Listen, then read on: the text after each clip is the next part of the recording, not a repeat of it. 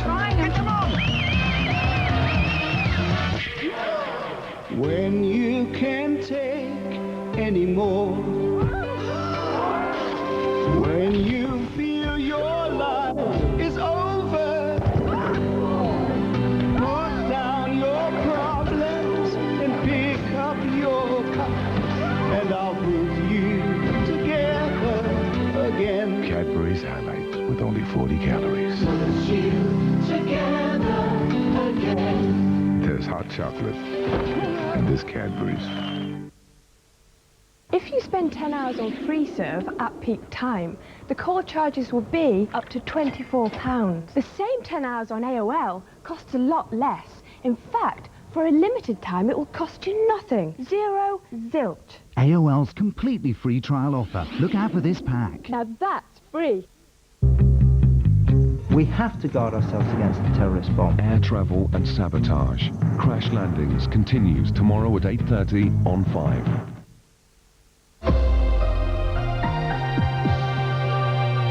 All the latest on us Brits and our near neighbours in Euro News at 5 AM. First, so much sport.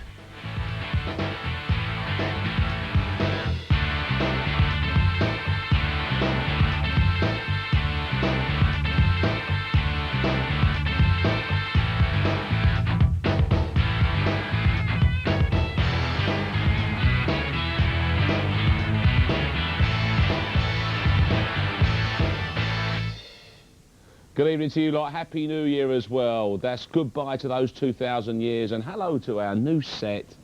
How about it? Wasn't any money left over after the Millennium Dome went up. This is our river of fire that we're bringing here. It's just a temporary little thing for you, but hopefully it's not going to interfere with the coverage of what, of course, is the end of all that. Old Father NFL time is alongside me here, Mike Carlson.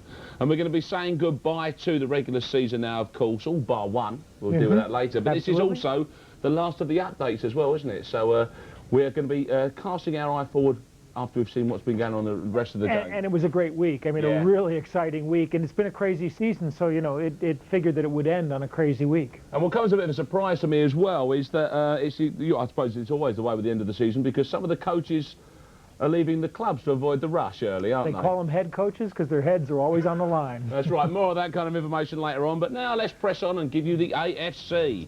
And in the AFC, Miami's Monday night loss to the Jets had given Buffalo a wild-card berth. The Central Division was still up for grabs. The Titans and the Jaguars set to battle it out against divisional opponents.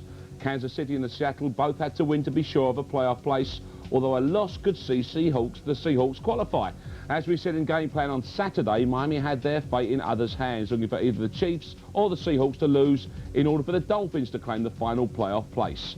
It turned out to be an exciting afternoon, as Mike reports. The Seahawks had their destiny in their own hands, but the Jets put the ball in Curtis Martin's hands, and his 50-yard run set up the game's only touchdown. Curtis just keeps on going. Martin gets the score himself, and the Jets go up 10-6. But Martin wasn't through. A 30-yard pass from Ray Lucas put the Jets in field goal position in the third quarter. And that was enough for John Hall to kick one of his 4 field goals in the game. The Jets won 19-9. Martin had 158 yards rushing, another 45 on returns. The Jets intercepted John Kitna twice. They held the Hawks to 3 Todd Peterson field goals. The Jets 1-6 halfway through the season, finished with 7 wins in their last 9 games.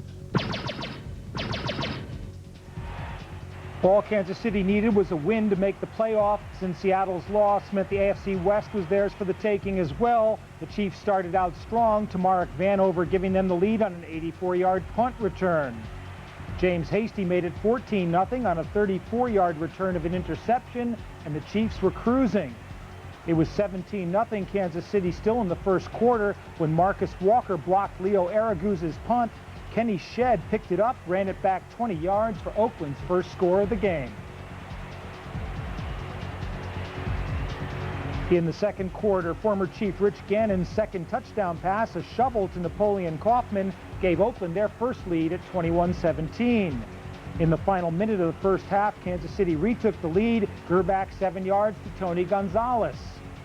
But Gannon hit Tyrone Wheatley with a 23-yard screen pass, which capped a 4-play, 60-yard drive that took only 41 seconds and gave Oakland a 28-24 lead at the half. It was Gannon's third touchdown pass of the first half. Gerbach struck back with a 15-yarder to Joe Horn, who made a great grab on the back line, 31-28 Chiefs. But Tyrone Wheatley, who, remember, Miami cut, sprung through a hole and broke 1, 2, 3, 4, 5, 6, 7 tackles to give the Raiders back the lead. Fourth quarter, Gerbach hit again, 39 yards this time to Kevin Lockett. Chiefs led 38-35, but with the scores tied at the end of regulation, Pete Stoyanovich missed a 45-yard field goal that would have put the Chiefs into the playoffs. Remember November 28th when Oakland did the same thing against Kansas City? Well, so did Gunther Cunningham. And so did Joe Nedney. His 33-yarder in overtime gave Oakland the win, gave Rich Gannon sweet revenge against his old team. Great game for Rich Gannon. And meanwhile, up in Seattle, the Seahawks were watching as Nedney's kick meant they backed in to the AFC West title and the playoffs. Yeah, baby! Yeah! Bottom line is we're in a 12-team tournament for this thing, and that's how you do it. You got to get in first, and then once you're in, you got to do some damage. And craziest thing is we're going to host a game. At first I was like, we don't deserve it, but now, born again now, I mean, everything starts all over. The record's 0. You know, we have no wins, no losses. We got another chance. Whoever got the ball last was going to win the game.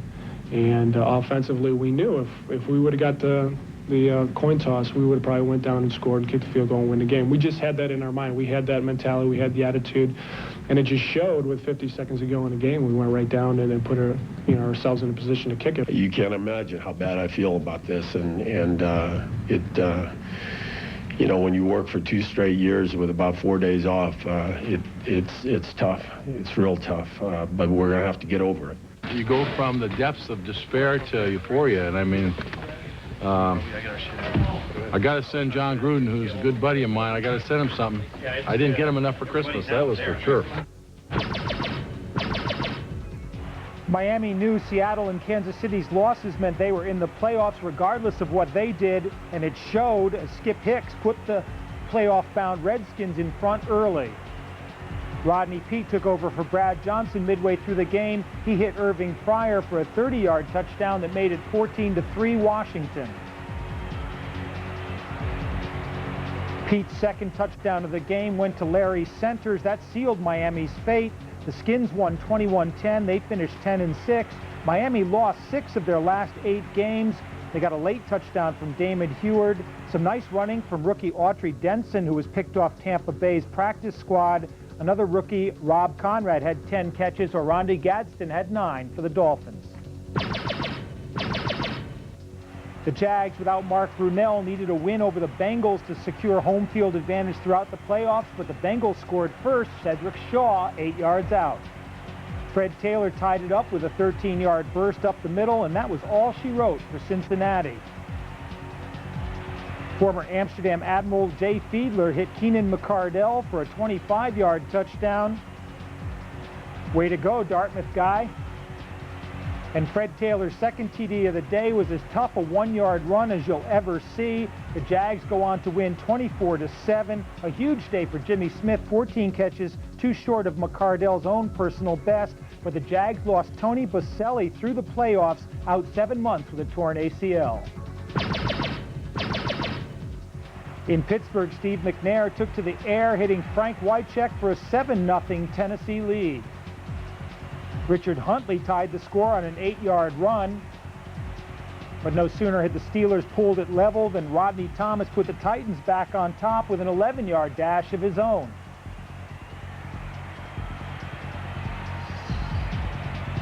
That was enough on the ground. Neil O'Donnell replaced McNair, promptly hit Wycheck again for his second touchdown of the game, 26 yards this time, 21-7 Titans. Rookie Javon Kearse is starting in the Pro Bowl, and here's why. He beats Jim Sweeney. He strips the ball from Tom Zach, picks it up himself, and skips yes, skips into the end zone, making it 28-7. It was 31-7 and basically all over at the half. The Titans D, though, piled it on in the second half. John Thornton getting a safety of Tom Zach to make it 33-15 in the third quarter, and it just got worse from there. Denard Walker picked up Huntley's fumble, and watch Richard Huntley, 33. Oh, darn, I fumbled. Oh, he picked it up. I got to chase him.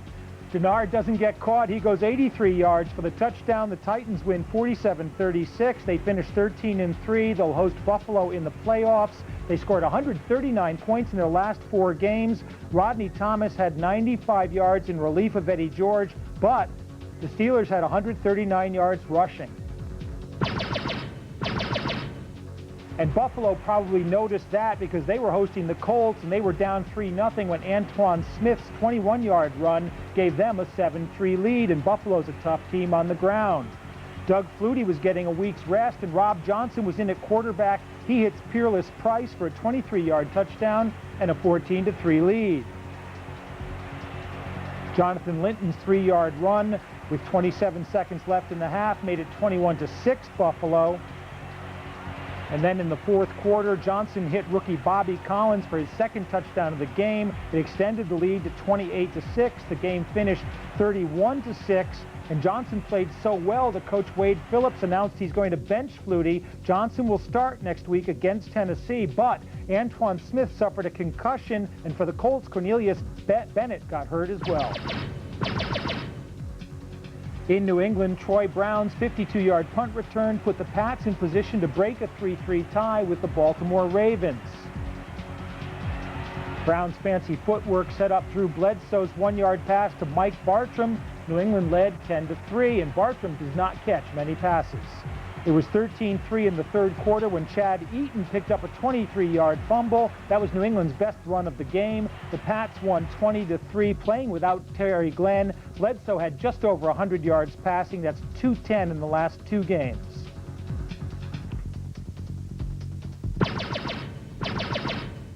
In Denver, a scrambling Jim Harbaugh hit Fred McCrary for 30 yards, and that put San Diego in position to score. And we don't say that very often this year, have we?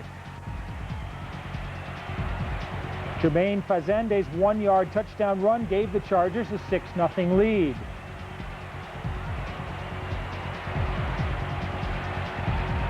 Just move that pile.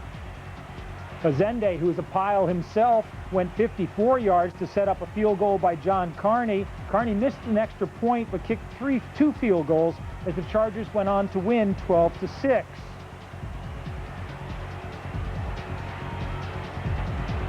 Nothing very exciting until the last 2 minutes of the game, and then controversy. Ed McCaffrey was ruled out of bounds on a catch that could have given Denver the lead with 2 minutes to go. You'll see what the ref saw through the magic box. Did McCaffrey get both feet down? Was he forced out? Did he have possession? In the end, the Zebras said no. San Diego win 12-9. A huge day for Fazende. He more than doubled his career rushing total in this one game.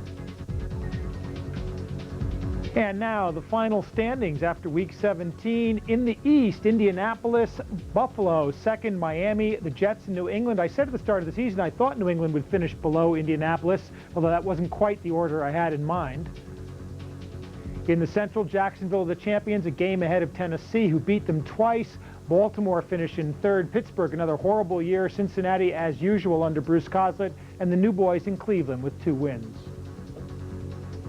And out west, Seattle are the division champions at 9-7, just ahead of Kansas City. The interesting thing here is San Diego have the best record within the division at 8-8 with no offense. Oakland disappointing at 8-8, and of course, Super Bowl Denver at 6-10.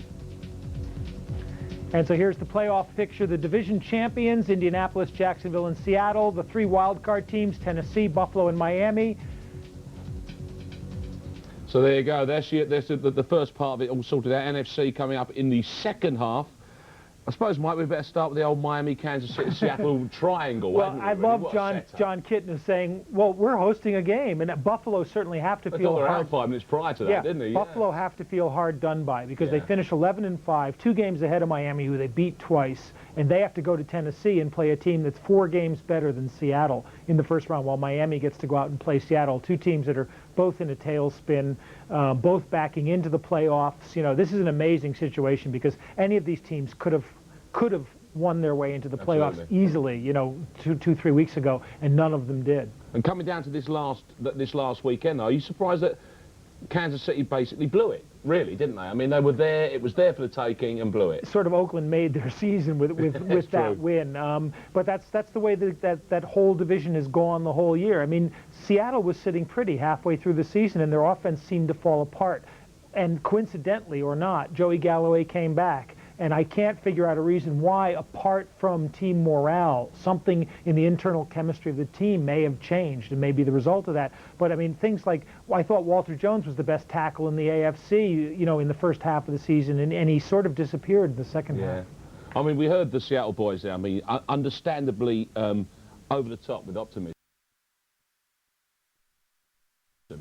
Miami slightly more reserved when we hear from some of their old stages there. I mean, I think they know they're lucky just to beat them. Miami's a tough defensive team, and Seattle's got to be worried about playing them. But they're playing at home. Their offense has to come up at some time. Miami's running game, Autry Denson is what, the 93rd running back they've gone through this season? And, you know, there's problems there in Miami.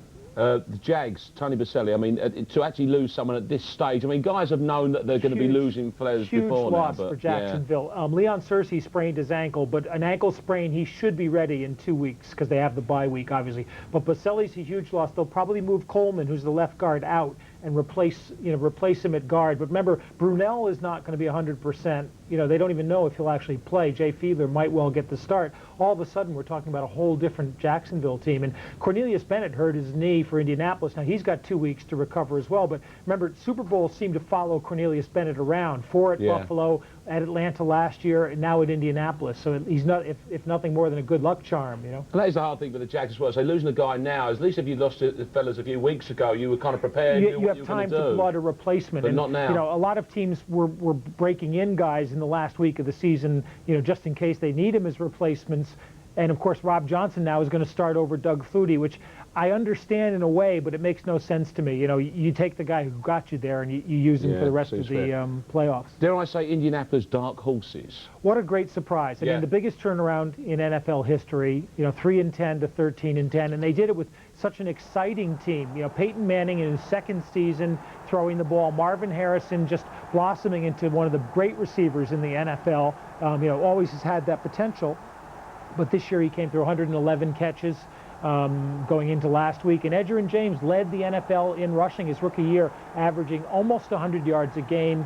And when they drafted him ahead of Ricky Williams, Bill Polian said they wanted him for that breakaway speed, for his pass-catching ability, and he showed both.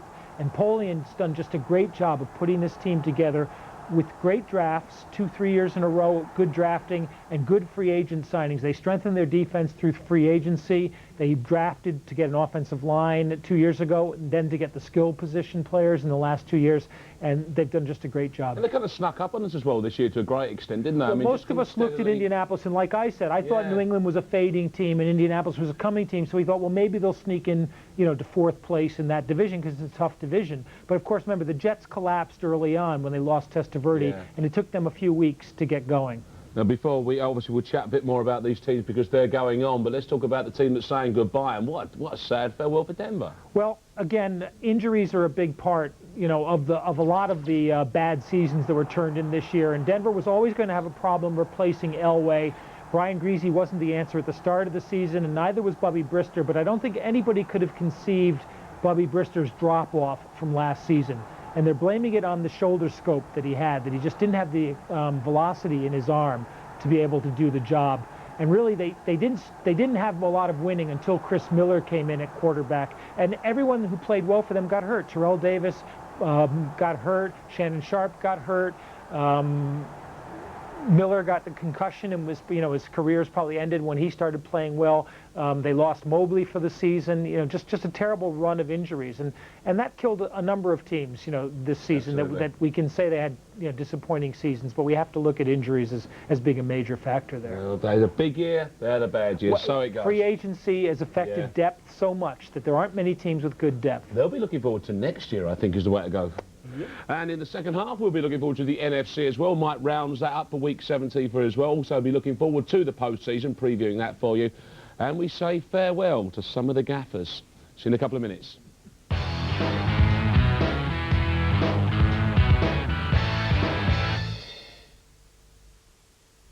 Call Chatterbox now on 09066 18 18 18. That's 09066 18 18 18. Call Chatterbox now.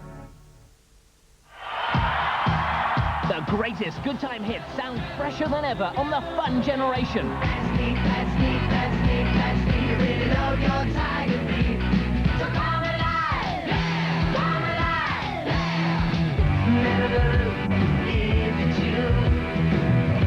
Feel good forever with 66 super hits of glam and glitter. 4 CDs of the hottest original hits for everyone to enjoy.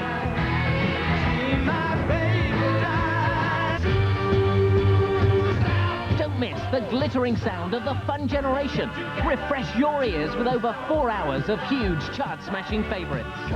You won't find this exclusive Fun Generation box set in any store. The super hits of glam and glitter are only available through this special TV offer. Call the number on screen now and get the fresh sound of the Fun Generation. 66 original hits made to make you feel good. Call now.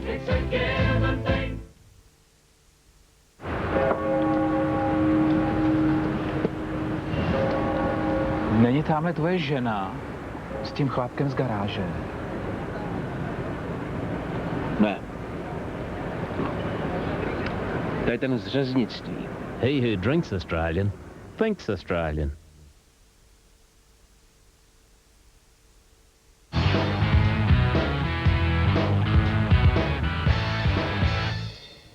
Welcome back to the last half of the last update of the season, and from that point forward, this is how it all unfolds for you. We've got Game of the Week for you tomorrow night. This is how we'll see the season off. San Francisco at Atlanta tomorrow night. We're on air at 10 to 1. We're going to have plenty of time to chat about the postseason, and this is how our postseason unwinds. Game plan starts at midday, 12 o'clock, as you can see on Saturday, previewing the playoffs, and then we have a whole game for you on Sunday night, plus action from the other playoff games from around 5 past midnight on the Sunday evening. So that's what we got for you in the future. This is what we got for you exactly now, the NFC. And going into week 17, we already knew the champions of the East and the West, St. Louis having tied up everything going.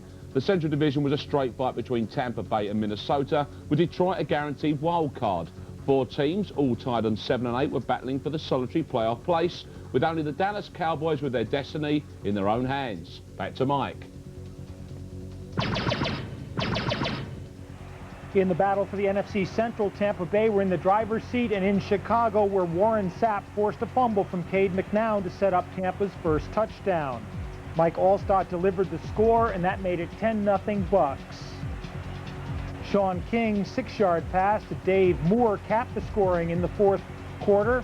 Tampa won 20-6 to clinch the NFC Central title. The bad news for the Bears was it was 54 degrees in Chicago. The Bucks have never won a game when the temperature was below 40 degrees. The bad news for the Bucks was they lost tackle Paul Gruber to a broken leg. Remember when I've said Jeff George now has the best arm in football? This is why. A flick of the wrist, 53 yards to Randy Moss, and the Vikings are in scoring position. Robert Smith's 4-yard touchdown run gave Minnesota a 7-0 lead eventually. But Johnny Morton's 6-yard pass from Charlie Batch tied the game at 7. It was 10-10 when George hit Moss again, this time 67 yards for a touchdown, and that put the Vikings up by 7 at the half.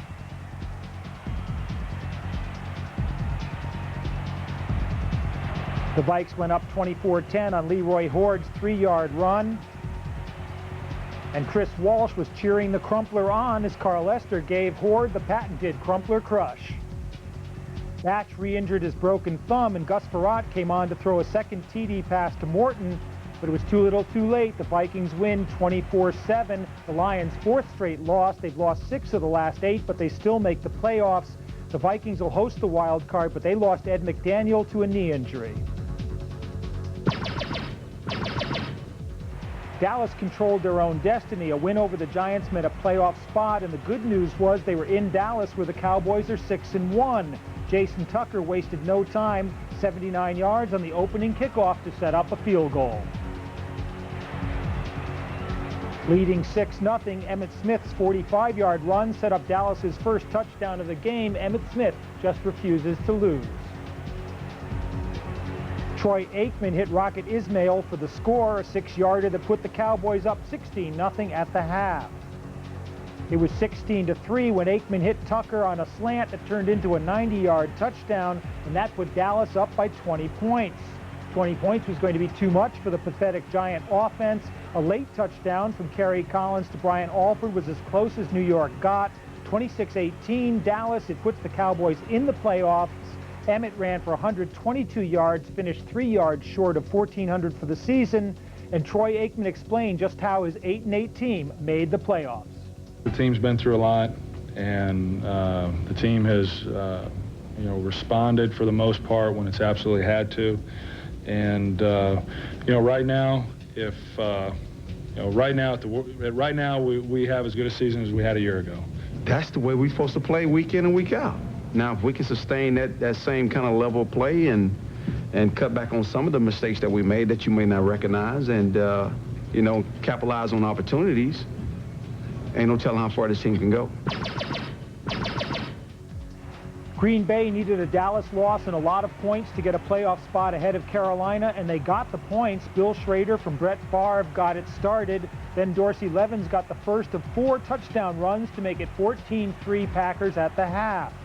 In the second half, Jake Plummer hit Frank Sanders for a touchdown to cut Green Bay's lead to 21-10, but Basil Mitchell returned the ensuing kickoff 88 yards for a touchdown that made it 28-10 Green Bay. After that, it was all Packers.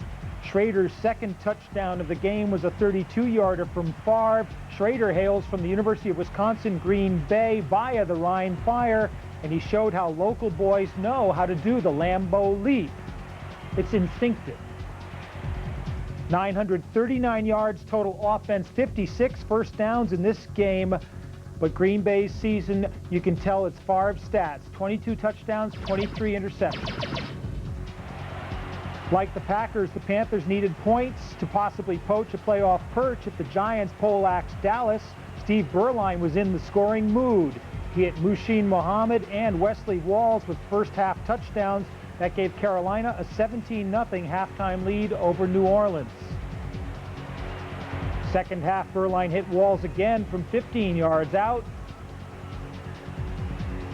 and then hit Patrick Jeffers from 40 yards. Carolina led 31-0, and it was looking good in the points race with Green Bay. Not satisfied with touchdown passes, Michael Bates tried a new direction on the kickoff, and that worked like a charm. His 95-yard kickoff return had the Panthers up 38-7.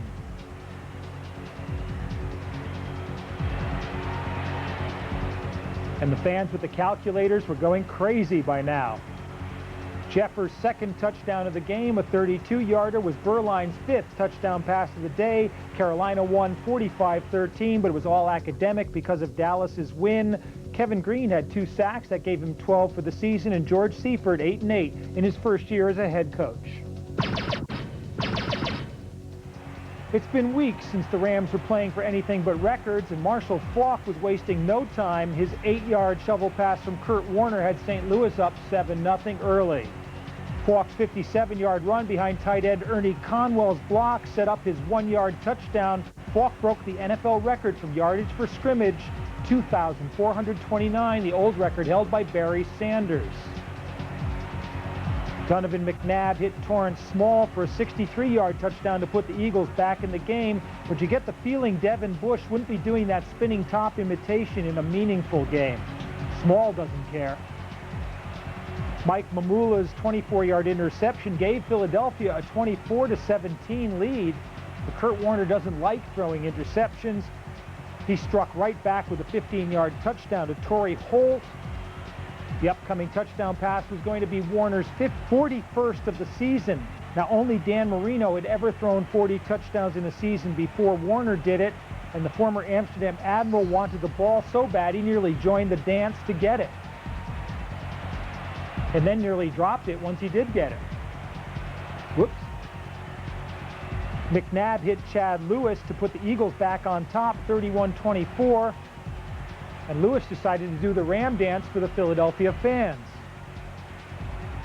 But Al Harris's 17-yard interception of Joe Germain's pass gave the Eagles a 38-24 lead, and they hung on to win 38-31. Germain threw a late touchdown pass, but the Eagles recovered the onside kick to run out the clock. And do you notice I made no Millennium jokes whatsoever anywhere in the highlights from either conference? And so the final standings, apart from Monday night's game, Washington win the NFC least division. Dallas also make the playoffs. In the Central, Tampa Bay are the champions. Minnesota and Detroit make the playoffs. Detroit just ahead of Green Bay. And in the West, the Rams are the only team to make the playoffs, but Carolina with a late burst finishing at 8-8. And so the division champions, Washington, Tampa Bay, and St. Louis, and the three wild card teams, Minnesota, Dallas, and Detroit. So it got pretty ugly as you went down into the wild cards there. So did indeed. I mean, Detroit really on a real low coming into the playoffs. Let's be a bit more optimistic and upbeat then. Let's talk about St. Louis. What a good team. Yeah, and what a surprise, basically. I mean, no way we could have seen this coming. You know, Dick Vermeil had so many problems, but they brought in a new offensive coordinator, a new line coach. That, I think, was the key to the whole thing. They won with Trent Green in preseason, and then they won with Kurt Warner and Howe in the postseason. And they opened up their offense to take advantage of the good receivers they had. That's Zahir Hakeem. They're basically their fourth guy, but they made good use of rookie Torrey Holt. They let Eddie Kennison go, and good riddance to him as far as they were concerned. Orlando Pace turned into one of the best linemen in the league. Adam Timmerman, who they picked up from Green Bay, turned into one of the best guards in the league. And Marshall Faulk, who we didn't know if he was going to make that much of an impact in St. Louis. Well, he just had a tremendous year, as we said, set an NFL record. And their defense played very well as well. That's been overlooked in the offensive machine they've become. But they remind me a lot of Minnesota last year. They can beat anybody big. And in the season of the quarterback, what about Kurt Warner? Is the fella on the way? We saw him play in NFL Europe and knew he was tough and knew he had a decent arm, but didn't expect him to do that well. He's in a great system for himself, but yes, he's a tough guy. He should be in there for a long time to come. Yeah, good unit. That's the way they work, isn't it? Tampa Bay. I suppose if we're going to start looking at other teams that perhaps come through and do well. Well, you always have to look at Minnesota because of that big offense. Yeah. And if their defense can keep them in the game. Tampa's defense will keep them in almost every game. They've only got blown out once all season. And with Sean King at quarterback, a much better looking team than with Trent Dilfer. I mean, I have to say, King is a leader and he just makes things happen.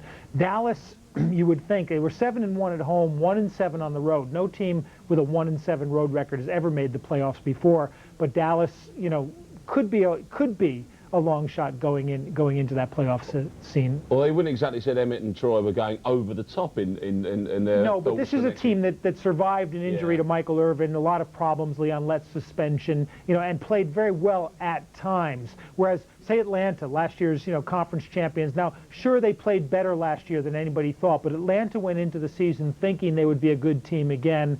Jamal Anderson held out, then got hurt when he came back. Chris Chandler was in and out of the lineup all season long. They had real problems, and Tony Graziani was one of the replacements. Just couldn't do the job for Atlanta. When Chandler's in, they're still a good team, and we're going to see them play San Francisco tonight. They're still a good offensive team. Their defense, which played very well last season, didn't play as well this year, and I think they missed Cornelius Bennett a lot more than they thought they would. Keith Brookings, a good football player, but he couldn't step up. And Tim Dwight's a good football player, but he couldn't give them what Tony Martin had given them. And once Jamal Anderson went down, the running game couldn't take the pressure off their passing game.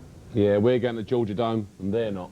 basically, for the Super Bowl. That well, seems we're to not sum that either, one. but our Exactly, competition winner is. Let's exactly. Oh yeah, we'll sort that one out for you later on. We'll chat to you about that tomorrow night. As is our game of the week. Of course, we're on air at 10 to 1 with that San Francisco and Atlanta. Okay, take us through now.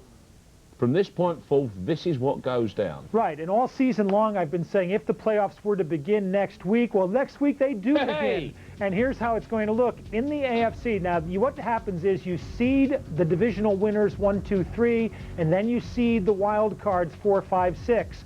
And then the top 2 teams get their byes for the first week of the playoffs, and the number 3 team, which is the 3rd divisional winner, plays the number 6 team, which is the worst of the wild card teams, which is why Seattle gets a break against Miami, while Buffalo has to travel to Tennessee for a game against the Titans. And meanwhile, over in the NFC, the same rules apply. Detroit travels to Washington and Dallas to Minnesota, and we can take a look at those matchups. And this is when they'll happen on Saturday. Buffalo at Tennessee, the early game, 17:30 GMT. That's UK time. For those of you who don't know what GMT is, if you weren't paying attention through the Millennium Weekend. Detroit at Washington, the late game. Dallas at Minnesota, the early game on Sunday. And Miami at Seattle, the late game on Sunday. And we'll be on the bringing Sunday, you one of those games and the highlights whole from the other 3. Absolutely will as well. So it's the thing we're looking for here, of course, is the cup shockers.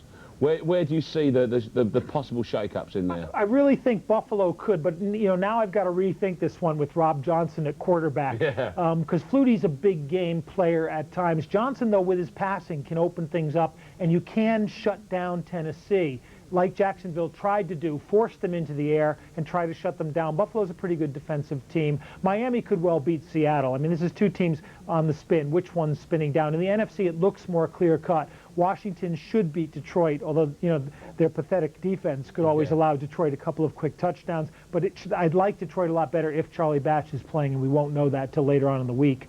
And Dallas should lose to Minnesota in Minnesota, 1-7 on the road, and they're going on the road again. So I don't see them breaking that string. Obviously, you've mentioned teams there that include vast experience and teams that are full of good form, but that experiencing must be very, very useful in these kind of one-off game situations. It is. I mean, you look at Emmitt Smith talking, and that just impressed me so much because it's just down to business. This is what we can do. They played very well last week of the season when they had to, unlike most of the other teams, that fought for playoff positions. And you just wonder, can Emmitt lift the rest of the team? Emmitt and Michael Irvin together maybe could do it. But the other thing that bothers me there is that Deion Sanders doesn't have Kevin Mathis, and he doesn't have Kevin Smith in the secondary with him. And when you go into Minnesota without your 2nd and 3rd best cornerbacks, you're in a lot of trouble against those receivers. Obviously, from at this stage forward, of course, again, as I say, they're experienced guys. Yeah. Of course, I'm going with Jeff George as a favorite. It's like the House Un-American Activities Committee is going to go. You're rooting for Jeff George. You can't do that. Hero, that's right. Oh no. This could be his first genuinely decent season of football. It could be, isn't it? And he tried to sound like Mr. Relaxation after the game yesterday, but somehow it just doesn't work. And this is why, the interesting thing for me, for example, about St. Louis is you made the point there when you were covering their game. They haven't had to bother to try very hard for a good few weeks. This is a slightly unusual situation they for come them. out, the best teams in the 2 divisions in the 2 conferences both come out of weak divisions. But that's not their fault. I mean, all you can do is win the games that are in front of you. And the thing with St. Louis is it happened to them in the season. I mean, I'm discounting this week against Philadelphia. But Detroit and Tennessee both stymied their offense temporarily, and were able to pull off wins, or in Detroit's case, come close to it. That could happen again, and it only takes now in the playoffs 1 week to do that. But Absolutely. We'll wait and see. And Mike will get really stuck into this for you Saturday lunchtime, of course, when we preview that whole first big weekend of the postseason scenario for you. That's 12 o'clock on Game Plan.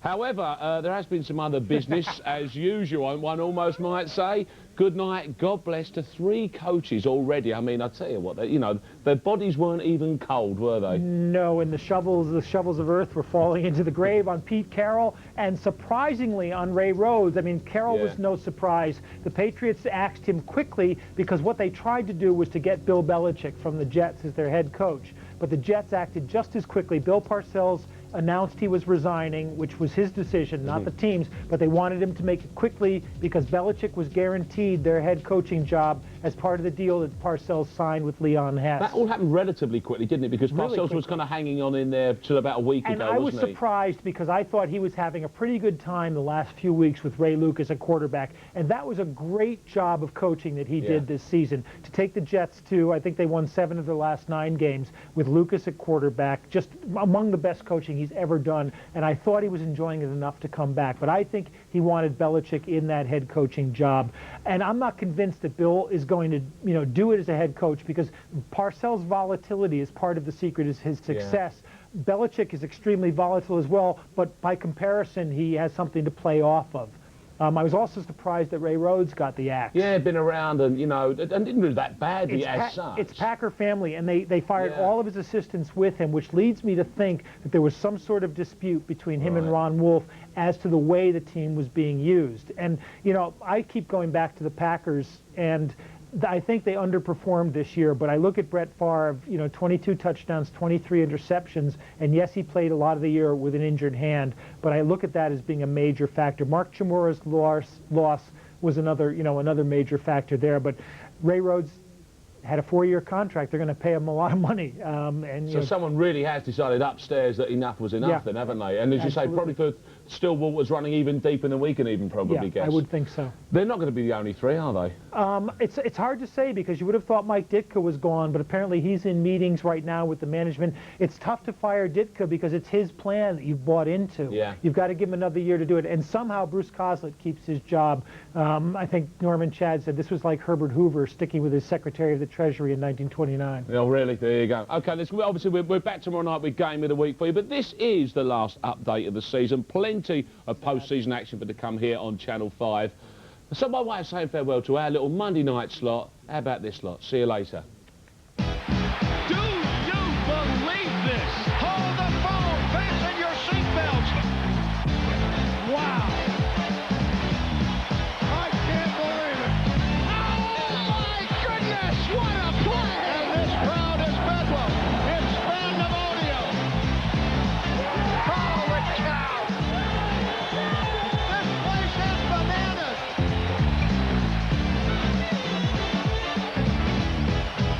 This is ridiculous. Well, thanks. Thanks a lot. What's ridiculous is these shoes. I was expecting a Gatorade bath, so I wore my duck shoes. Mike is always prepared for any eventuality, and the eventuality will, of course, be our post-season coverage for you.